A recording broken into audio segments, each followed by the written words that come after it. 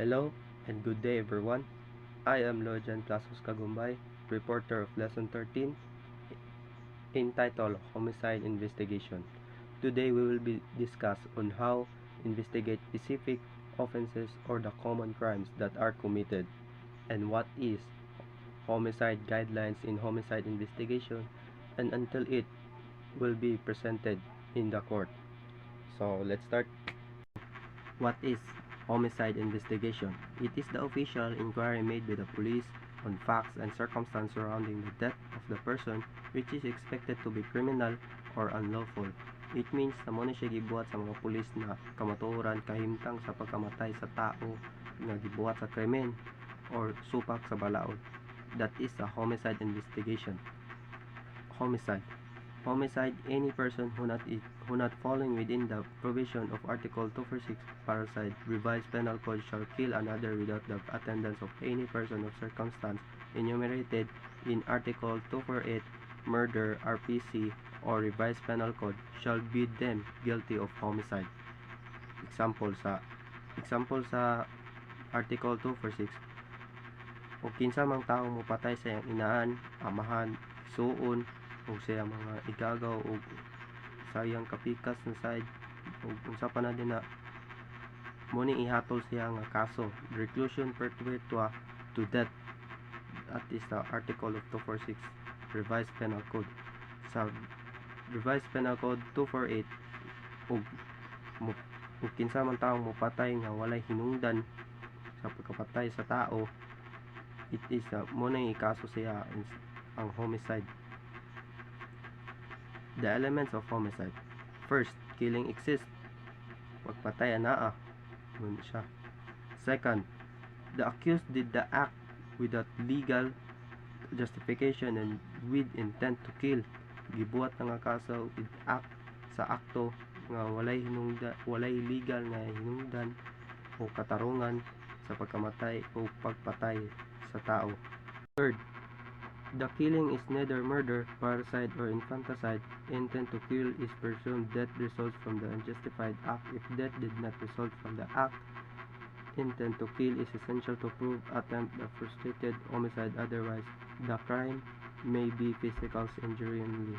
Huwag na magtangka nga mupatay. Example, nagtangkang patay dayon napatunayan nga naagad niya nabigo siya. Nakulatahan na gid kanya. Nya mo nang mabutang diya sa crime nga physical injury only. Responsibilities of homicide investigator. First, homicide investigator. When called upon to investigate a violent death, stand on the dead man's shoes to produce his instincts against those suspects. Consequently, the zeal, enthusiasm, and intelligence the investigator brings the case marks the difference between a murder being convicted or set free. Example, sila ng mga pulis na homicide investigator o mag-imbestiga sa mga krimen nga nahitabo or kinatasan nga trabaho sa mga pulisya. Second, if the investigator interprets an accidental death as due to natural death and wisdom for the family may be deprived or benefits and other properties which the deceased have sacrificed to obtain. Ug musulti na gali ang mga investigator nga natural death. Ang example ng natural death is accident, suicide, cardiac arrest, respiratory arrest, undetermined, sudden unexplained nocturnal death syndrome. Muna siyang natural death nga dili pa mga bawaan. Third, if he interprets a criminal death as accidental or natural, a guilty person in otherwise is set free. Note, remember that the police is the first line of defense is the effective application of criminal justice. We have also the role of the medical legal officer in homicide investigation. Determination of criminal responsibility in death has been developed into a specialized field of a medical science called forensic pathology. A pathologist can assist in homicide investigation by first, documentation of all wounds, bruises, scratches, scars, or other marks sa mud, pangos, garas, pilas, uban pang mga nasamad at the time of autopsy. Second, interpretation of finding based on medical facts. The following question may be answered by the pathologist. Here are the following questions. A. What was the cause of death? Sa inungdan siyang gikamatyan. B. B. Which wound is fatal? Or asa nga samad ang iyang gikamatyan? How long did the victim live after the injury? O volitionally activity after injury?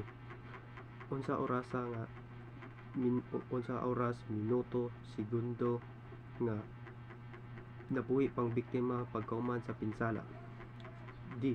What distance could the victims have walked or run? Asa distansya ang gipaklay sa biktima or nidagan? E. What position was the victim in at the time of the assault? Say position sa biktima sa oras sa pag-atake. F. From what direction was the force applied? Gikan unsa nga direksyon ang pinugos nga gigamit. Importance of establishing the identification of homicide victims, or it means identify or investigate the importance of victim step for the following.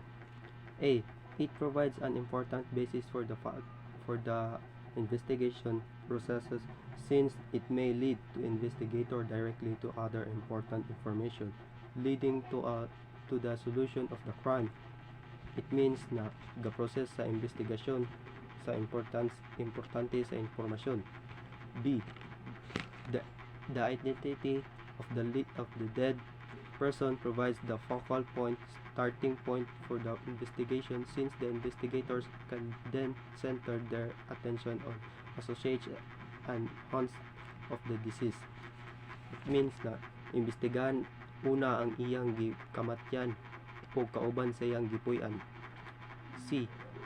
The identity of the deceased may arouse suspicion in mysterious death, since the victim may be a person whose life had been threatened or whose death was desired for criminal purposes. Or mahimong kining misteryosong investigasyon ang iyang kamatyan ug iyang gikabot gitunga alang sa kriminal sa katuyuan. D. Identification of the deceased can be traced or related wanted to person of missing one. Usa ka rason sa pagkamatay niya mahimong musabay sa wanted nga tao o nawala. 10 guidelines in homicide investigation, and this is the last discussion is homicide guidelines that will be presented in the court. First, record the time the call was received as well as the time of arrival at the scene. I-record ang oras sa pag-abot na eksena. Second, preserve the crime scene. I-preserbar na itabo daw kuno. Third, do not remove anything until its location and position have been noted at photograph. The position of evidence should be measured and or photographed in reference to payment fixtures in the crime scene. Matagig pagtagad or maoy hinungdan sa kamatayonon. Designate one person to pick up all physical evidence. No one should touch or move anything until the fingerprint technician has finished his task. Pagtudlo usa ka tawo nga aron kuhaon ang tanang physical nga mga ebidensya or magkuha. 6. Systematic detail. Search of the crime scene should be conducted. Tanawon ang krimen kinahanglan himuon. 7. Colored as well as black and white photograph should be taken. Puti ug itom nga litrato kuhaon siya. 8. Look for physical evidence that will tend to prove the elements of the crime under investigations. Pangitawon ang physical nga investigasyon or evidence. 9. Take note of unusual other symbols, fetishes, rituals. 10. When the body is finally moved, attention should be given to the area beneath the body. And that's my end of discussion. Thanks for listening.